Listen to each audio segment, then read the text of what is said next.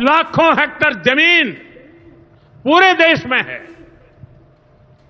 इस जमीन, इस प्रॉपर्टी से गरीब का, बेसहारा महिलाओं बच्चों का भला होना चाहिए था और आज ईमानदारी से उसका उपयोग हुआ होता तो मेरे मुसलमान नौजवानों को साइकिल के पंक्चर बनाकर के जिंदगी नहीं गुजारनी पड़ती।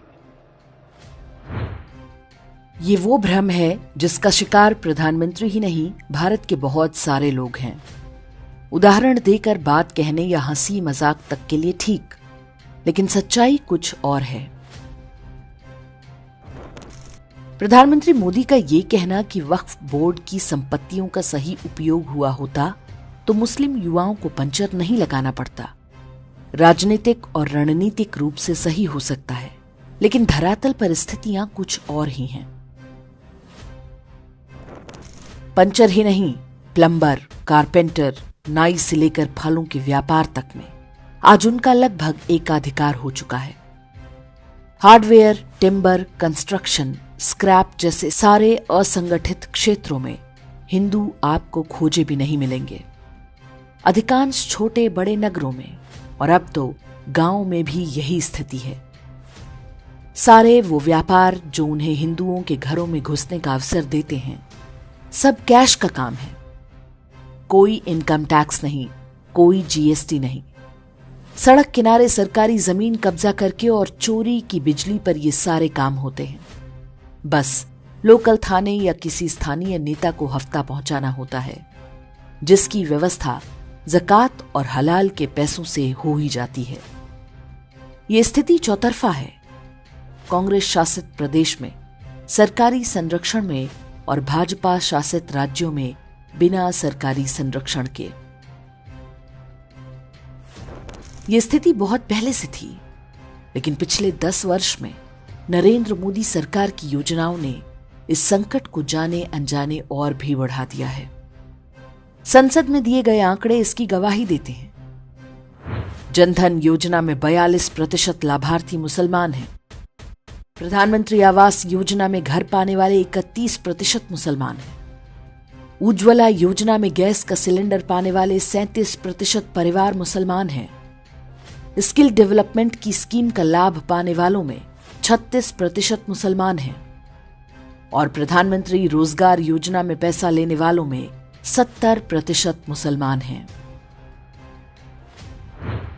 ये स्थिति अधिकांश राज्यों की योजनाओं का भी है। ये सारी वो योजनाएं हैं जो प्रत्यक्ष या अप्रत्यक्ष रूप से हाथ के काम को बढ़ावा देती हैं। अब तक इनमें से अधिकांश काम हिंदुओं की अलग अलग जातियां पारंपरिक रूप से किया करती थी। भारत की सरकारी व्यवस्था ने उनको आरक्षण का झुंझुना पकड़ा दिया। कुछ हजार सरकारी नौकरियों का लालच दिखाकर करोड़ों हिंदुओं से हजारों वर्षों में अर्जित उनके पूर्वजों के कौशल और पारंपरिक व्यवसाय को छीन लिया गया। और अब हिंदुओं के ही टैक्स के पैसों से वे सारे व्यापार उस वर्ग विशेष को ट्रांसफर किए जा रहे हैं जो पहले ही ये कहकर 2 देश ले चुका है कि वे हिंदुओं के साथ नहीं रह सकते। हमारे बाकी बचे देश को आबादी बढ़ाकर हड़पने की तैयारी में है। अभी तक हमने जो तथ्य बताए हैं उन्हें सुनकर घबराहट होती है। सरकार के प्रति मन में क्रोध आता है। ये स्वाभाविक भी है, लेकिन ऐसा करके हम वास्तव में अपने ही पैरों पर कुल्हाड़ी मारना आरंभ कर देते हैं। मोदी सरकार को कोसने से कोई लाभ नहीं। वो इस युद्ध में अपने पास उपलब्ध संवैधानिक विकल्पों के ही अनुरूप काम कर रही है। हमें उसकी नीतियों में कुछ गलतियां दिख सकती हैं, लेकिन नीयत में खोट है, ऐसा मानना उचित नहीं होगा।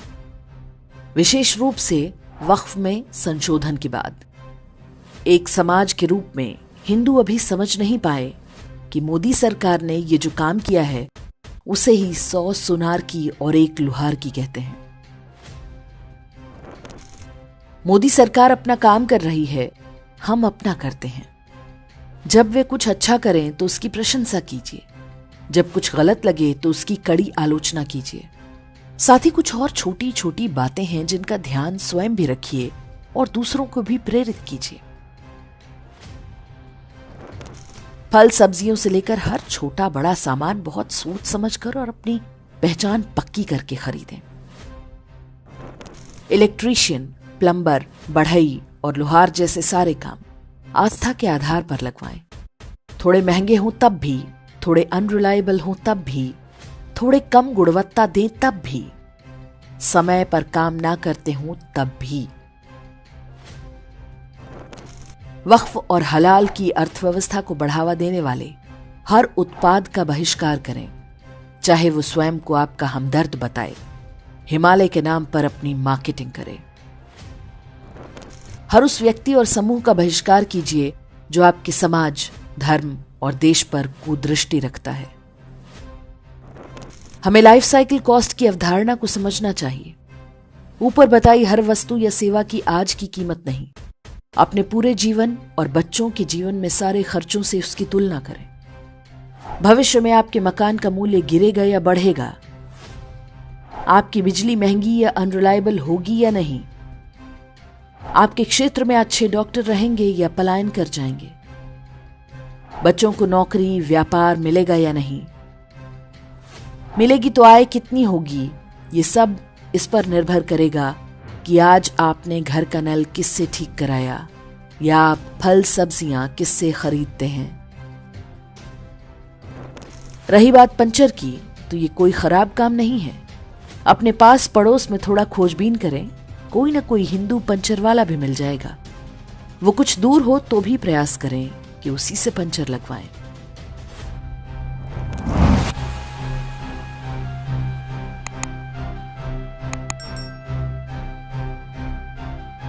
इंडेक्स ऑनलाइन के वीडियो समाज को समर्पित हैं। आप इनको डाउनलोड करके जैसे चाहे वैसे प्रयोग कर सकते हैं। चाहे तो आप हमारे टेलीग्राम चैनल से जुड़ सकते हैं। वहां सारे नए पुराने वीडियो आपको मिल जाएंगे। हमारे सोशल मीडिया लिंक हर वीडियो के डिस्क्रिप्शन में होते हैं। हमारा एकमात्र उद्देश्य हिंदू समाज को जागृत और एकजुट करना है। इसमें सहभागी बने। धन्यवाद।